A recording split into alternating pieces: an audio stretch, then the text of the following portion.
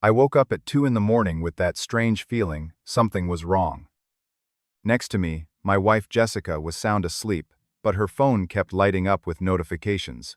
When I reached for it, I noticed she had forgotten to lock it, something she never did anymore. The message preview showed a name, Patrick. My heart nearly stopped as I read the words on the screen. I miss you too, beautiful. 3 more days until I can hold you again.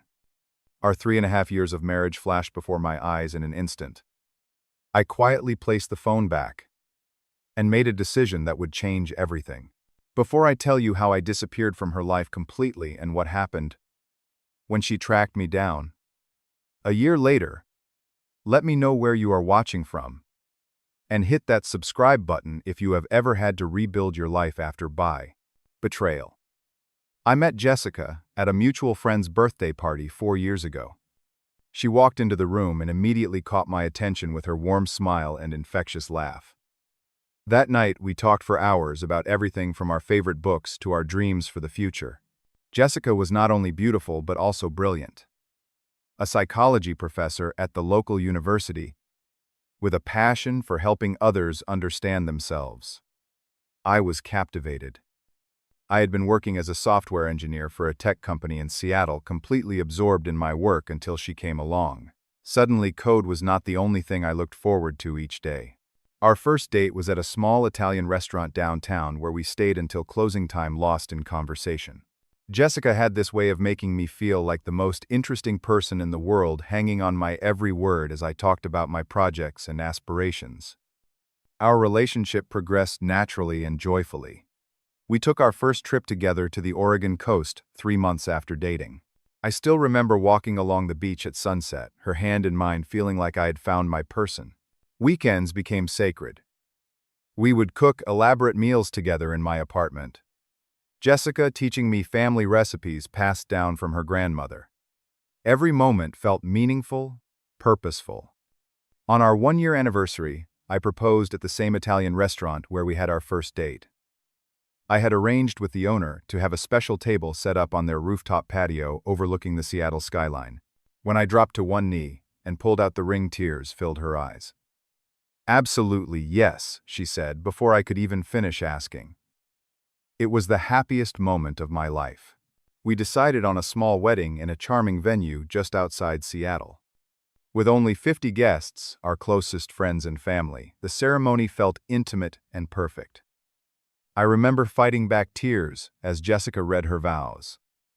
"Leland, you are my best friend, my confidant, and my true north. I promise to stand by you, support your dreams, and love you unconditionally for all of our days." Those words would echo painfully in my mind years later. Our honeymoon in Hawaii was magical. 7 days of exploring hidden beaches, hiking to waterfalls, and falling even more deeply in love. We talked about our future children, what we would name them, and the values we wanted to instill in them. Every night, watching the sunset from our balcony, I thanked whatever forces had brought this amazing woman into my life. After returning from our honeymoon, we focused on building our life together. We purchased our first home in a quiet suburb with good schools and friendly neighbors, planning ahead for the family we hoped to start. Our morning walks became a cherished ritual, hand in hand through the neighborhood as we discussed our plans for the day. Sunday evenings were reserved for cooking together, trying new recipes, and enjoying uninterrupted time in each other's company. By our 3rd anniversary, we had started saving for a baby. We converted the spare bedroom into a potential nursery, painted it a gentle yellow that would work for any gender. Jessica researched the best schools in the area while I calculated how much we needed to save for college funds. We were meticulous in our planning, excited about the future we were creating. Throughout it all, we maintained complete honesty with each other, or so I thought. The first subtle change came about 6 months after our 3rd anniversary. Jessica started having unexpected evening meetings at the university. At first, it was once a month, then once a week, then multiple times weekly. "The department is going through accreditation," she explained. "Everyone is putting in extra hours." I noticed she had changed the password on her phone one morning when she asked me to check the weather, and I could not unlock it. "Oh, I changed it yesterday," she said casually. "The university is implementing new security protocols for staff. It seemed reasonable enough, though something felt off. Our physical intimacy began to wane as well. Jessica would come home late, claiming exhaustion from work. When I would reach for her at night, she would gently pull away, murmuring about early meetings the next day. The passionate woman who could barely keep her hands off me was gradually disappearing. I tried to talk to her about these changes. "Is everything okay between us?" I asked one night over dinner. "You seem distant lately." Jessica looked annoyed. "I am just stressed about work, Leland. Not everything is about our relationship. Sometimes I need to focus on my career." Her tone was sharper than usual, defensive, in a way I had rarely experienced with her. I tried to dismiss my concerns. Maybe I was being paranoid or too needy. Jessica had always been dedicated to her work, and I wanted to support her career. I told myself that every relationship has ups and downs, and this was just a temporary valley we would climb out of soon. The first truly alarming sign came when Jessica forgot our wedding anniversary. For 3 years, we had made it a special day with gifts, a nice dinner, and heartfelt cards. That 4th year, I had made reservations at our favorite restaurant and bought her a pair of sapphire earrings that matched the blue of her eyes. The morning of our anniversary, I wished her a happy anniversary as I handed her coffee. She froze momentarily, eyes widening. "That is today. Oh my God, Leland, I am so sorry. I have been so swamped with work that it completely slipped my mind." Later that week, I was paying bills when I noticed charges I did not recognize: an expensive boutique downtown and a high-end perfume store. Jessica had always been reasonable with money, and we usually discussed any large purchases. When I casually mentioned them, she became flustered. "I needed some new clothes for work presentations," she said. "And the perfume was on sale. I should have told you, but it was a quick lunch break decision." More concerning were the late-night text messages. Many nights I would wake to the blue glow of her phone illuminating her face at 1 or 2 in the morning. When I asked who she was texting at that hour, she would say it was a colleague in a different time zone or a student in crisis.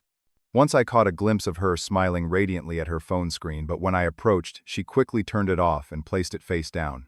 The final straw came when I called her office one afternoon, when she was supposedly in an important department meeting. Her assistant sounded confused. "Dr. Matthews left campus around noon. She said she had a personal matter to attend to." That evening, when Jessica came home and mentioned how productive the meeting had been, my stomach knotted. She was lying to me directly and without hesitation. I decided to confront her about the inconsistencies I had noticed. "Jessica, I feel like something is wrong between us. You are distant, secretive about your phone, and today you told me you were in a meeting when your assistant said you left campus at noon." Her reaction was explosive. "Are you checking up on me? Calling my workplace to monitor my movements?" Her face flushed with anger. "I cannot believe you do not trust me. After everything we have built together." That night, we had our first major argument in 3.5 years of marriage. Jessica refused to explain the discrepancy about her whereabouts and accused me of being controlling. She slept on the couch that night, and for the next 2 days she barely spoke to me, leaving for work early and returning late. On the 3rd day, she approached me with tears in her eyes. "I am sorry for overreacting," she said. "Work has been incredibly stressful, and I have not been handling it well. I promise I will try to be more present in our marriage." She hugged me tightly, and I wanted desperately to believe her. 2 weeks later, Jessica announced she needed to attend a 3-day conference in Chicago. She seemed excited about the opportunity, mentioning the prominent speakers and networking possibilities. I helped her pack, even driving her to the airport and kissing her goodbye at the departure drop-off. That evening, while organizing some paperwork, I found a receipt that had fallen behind our desk. It was for a hotel reservation not in Chicago but at an upscale hotel just 30 minutes from our home. The dates matched her supposed conference exactly. My heart sank as the pieces began to fit together. I felt physically ill, my hands shaking as I held the paper evidence of her deception. Still, I tried to find alternative explanations. Perhaps the conference had been moved. Maybe there was a legitimate reason for the local hotel reservation. When Jessica returned 3 days later, she brought me a coffee mug from Chicago and shared animated stories about the conference sessions. I watched her lie to my face with perfect conviction, describing panels that she had never attended and people she had never met. I smiled and nodded, playing along while feeling as though I was standing outside my own body, observing this surreal scene. That night, I could not sleep. Around 1 in the morning, I heard the now familiar sound of Jessica texting. She thought I was asleep, but I watched through barely open eyes as she smiled at her phone fingers flying across the screen. When she finally put the phone down and went to the bathroom, I made a decision I never thought I would make. I picked up her phone. She had been careless, perhaps too caught up in her conversation to enable the lock screen. The messages were with someone named Patrick. As I scrolled up, my world collapsed around me. "I miss your touch," she had written. "These nights away from you are torture." "When are you going to tell him?" Patrick had asked. "Soon," Jessica replied. "I just need to figure out the finances first." "He has no idea." Message after message revealed a relationship that had been going on for 6 months. Patrick was a new faculty member in her department. They had met at a conference, a real one, ironically, and began an affair shortly after. They had been meeting during her late meetings and weekend conferences. Most painful were the messages where she complained about our marriage. She called our life together predictable and boring. She told Patrick I was too nice and not passionate enough. She wrote that she had not felt truly alive until she met him. As I read their plans to build a life together once she left me, I felt something break inside me. The Jessica I loved, the woman I had built my life around, did not exist. For days after discovering the affair, I moved through our home like a ghost. I went to work, came home, ate dinner with my wife, and pretended everything was normal while my mind was in complete chaos. Nights were the worst. Lying next to her, listening to her breathe, knowing she was dreaming of another man. Sleep became impossible. I would stare at the ceiling for hours, replaying moments from our marriage, searching for clues I had missed. Had she ever truly loved me? How long had she been unhappy? The questions tormented me until dawn, when I would drag myself out of bed to face another day of pretending. Inside, I battled with contradicting emotions. Part of me wanted to confront her, to scream and demand explanations. Another part wanted to beg her to stay, to promise I could be more exciting, more passionate, whatever she needed. The rational part of me knew neither approach would work. The trust was irreparably broken. One night I had a vivid nightmare of Jessica and Patrick together in our home, laughing about how clueless I had been. I woke up gasping for air, tears streaming down my face. Jessica stirred beside me and asked if I was okay. "Just a bad dream," I said, the irony of those words not lost on me. That morning, looking at my exhausted face in the bathroom mirror, I made my decision. I would not confront Jessica. I would not give her the satisfaction of seeing me broken. I would not listen to more lies or half-truths. I would simply leave. The plan came together with surprising clarity. First, I consulted with a highly recommended divorce attorney, explaining the situation and learning about my options. She advised me on the steps I needed to take to protect myself financially and legally. Document everything she advised, and prepare before you make any moves. I followed her guidance meticulously. I opened a new bank account at a different bank and gradually moved half of our savings, my fair share, into it. I made copies of all important financial documents and stored them securely. I updated my will and insurance policies, removing Jessica as a beneficiary. At work, I requested a transfer to our Denver office, citing a desire for new challenges.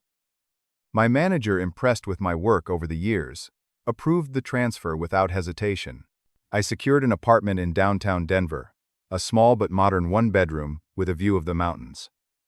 I paid the security deposit and first 3 months' rent up front.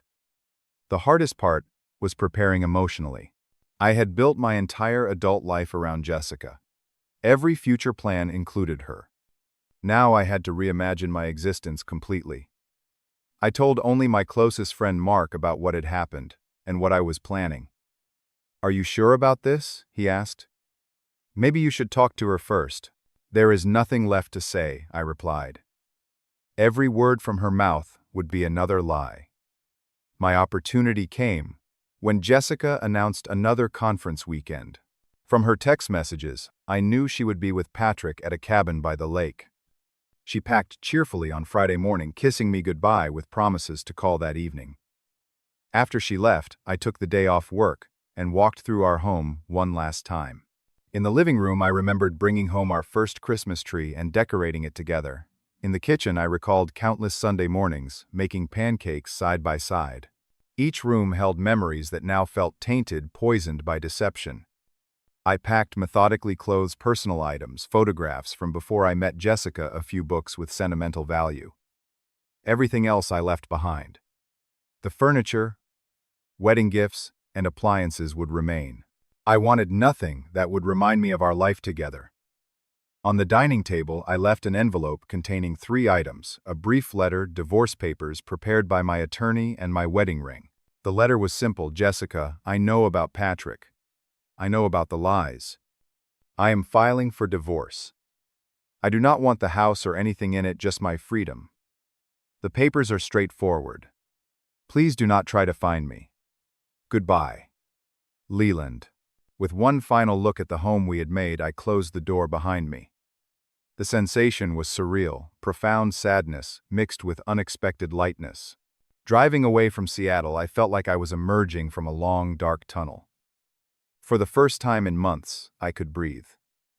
The drive to Denver took 2 days. I stayed in anonymous roadside motels, speaking to no one. On the second day, I discarded my old phone and activated a new one with a Colorado number.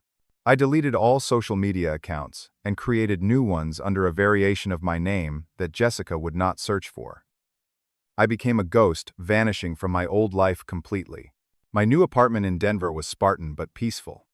Floor-to-ceiling windows offered views of the Rocky Mountains, a constant reminder that there was a vast world beyond my pain. The first few weeks were brutal. I would wake up reaching for Jessica before remembering she was gone, or rather that I had gone.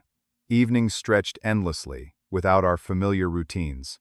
I threw myself into work, volunteering for every project, staying late at the office. Colleagues probably thought I was just eager to make a good impression, not realizing I was avoiding an empty apartment. When I did go home, I would fall into exhausted, dreamless sleep. A month after leaving, I received an email from my attorney. Jessica had signed the divorce papers without contest. She had made no claims on our joint assets beyond keeping the house. The divorce would be finalized in a matter of weeks. It was over legally, at least. Slowly, I began building a new life. I joined a gym and exercised until my muscles ached, channeling my anger into physical exertion. I took cooking classes, learning to prepare meals for one. I bought furniture that reflected my own taste rather than compromises made with Jessica. Most importantly, I joined a local hiking group. The Colorado wilderness became my therapy, challenging trails, demanding such focus that intrusive thoughts of betrayal could not penetrate. On those mountains, surrounded by strangers who knew nothing of my past, I began to rediscover pieces of myself that had been submerged in my marriage. 3 months after arriving in Denver, I went on my first date. It felt strange and wrong, but friends had encouraged me to get back out there. The woman was kind and attractive, but I excused myself early, overcome with guilt, as though I was the one who had been unfaithful. It would take several more attempts before dating felt anything close to normal. By the 6-month mark, a rhythm had established itself in my new life. Weekdays were for work, evenings for cooking experiments or reading books I had always meant to get to. Weekends were for hiking, photography, a new passion, and occasional meetups with colleagues who had become friends. I volunteered at a community center teaching coding to underprivileged kids, finding unexpected joy in their enthusiasm. I packed methodically closed personal items, photographs from before I met Jessica, a few books with sentimental value. Everything else I left behind. The furniture, wedding gifts, and appliances would remain. I wanted nothing that would remind me of our life together. On the dining table, I left an envelope containing 3 items: a brief letter, divorce papers prepared by my attorney, and my wedding ring. The letter was simple: Jessica, I know about Patrick. I know about the lies. My heart hammered against my ribs as though trying to escape. She looked different, thinner, with dark circles under her eyes.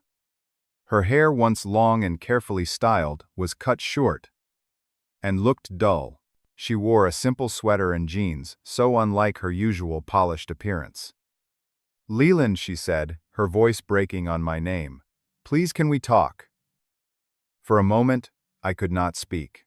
The careful walls I had built around my past threatened to collapse at the sound of her voice. A year of healing seemed to evaporate in an instant. Finally, I managed to find my voice. How did you find me? My tone was flat, emotionless. It was not easy, she admitted. I have been looking for 6 months. I eventually hired a private investigator. I nodded, processing this information. I do not want to talk here, I said, looking at my apartment door and the sanctuary beyond it. There is a coffee shop around the corner. We can talk there. We walked in silence, a surreal experience after having shared thousands of conversations over our years together. At the cafe, we sat at a corner table as far from other customers as possible. Jessica clutched her mug like a lifeline. You look good, she offered. Healthy. What do you want, Jessica? I asked, not interested in small talk. She took a deep breath. First, to explain. Not to excuse what I did, there is no excuse, but to tell you what happened after. I did not respond, just waited for her to continue. Patrick and I lasted 3 months after you left, she said, looking down at her coffee. He cheated on me with another professor. Ironic, right? A bitter laugh escaped her. I later found out he had done the same thing to his wife before me. He had a pattern. I felt no satisfaction at her pain, just a dull recognition of the predictability of it all. After that, I fell apart, she continued. I could not focus at work. I took a leave of absence from the university. I started therapy. She paused. That is when I really began to understand what I had done to us. The selfishness. The cruelty of it. A year ago, these words might have meant something to me. Now they seem to belong to a different lifetime. I started looking for you about 6 months ago. Your friends would not tell me anything loyal to the end. She attempted a smile that did not reach her eyes. I called every tech company in Colorado. I searched social media. Nothing. Finally, I hired someone who specializes in finding people. Why, I asked simply. Why look for me at all? Jessica's eyes filled with tears. Because I need to apologize to your face. Because I want a second chance. Because despite everything, I still love you, Leland. What we had was real, even if I lost sight of that temporarily. She reached across the table for my hand. I did not move to meet her. I know I do not deserve forgiveness, she continued desperately, but I will do anything to make it up to you, anything to rebuild your trust. We could start over, counseling, dating again, whatever you need. I just want another chance. I studied her face, the face I had once known better than my own. I searched for any anger or resentment within me, surprised to find none. The woman sitting across from me could no longer touch the core of me, for better or worse. Jessica, I said gently, I forgive you. Her eyes widened with hope, but I continued, I cannot go back. Not now, not ever. Why not? If you have forgiven me. Forgiveness does not mean reconciliation, I explained. I have forgiven you because holding on to anger was hurting me, not you. But our relationship is over. Is there someone else? She asked. I shook my head. This is not about another person. It is about me. The trust between us is broken beyond repair. Some things once shattered cannot be put back together. I do not believe that, she insisted. With time and effort, the man who loved you died the night. I read those messages, I said firmly. The person I am now is different. I have rebuilt my life, piece by piece. I have found peace and even happiness. Going backward would destroy that. Tears streamed down her face. So that is it. Years together mean nothing. They meant everything. I corrected her. And that is why this hurts so much. But sometimes the greatest act of love is knowing when to walk away. I hope you find happiness, Jessica. I truly do. Just not with me. She wiped her tears, dignity returning to her posture. I understand. I do not like it, but I understand. She stood to leave, then paused. For what it is worth losing, you was the greatest mistake of my life. I watched her walk away for the second time in our relationship, but this time I felt no devastation, only a quiet certainty that I had made the right choice. The weight I had carried for so long seemed to lift completely. I had faced my past and remained true to myself. Walking back to my apartment, I realized something profound. Healing is not about forgetting the pain or pretending it never happened. It is about integrating that pain into a stronger, wiser version of yourself. My scars were part of me now, but they did not define me. In the following weeks, I found myself thinking about Jessica less and less. When memories did surface, they came without the accompanying ache. I could appreciate the good times we shared while accepting the reality of how things ended. I began to see our relationship as a chapter in my life, important, influential, but completed.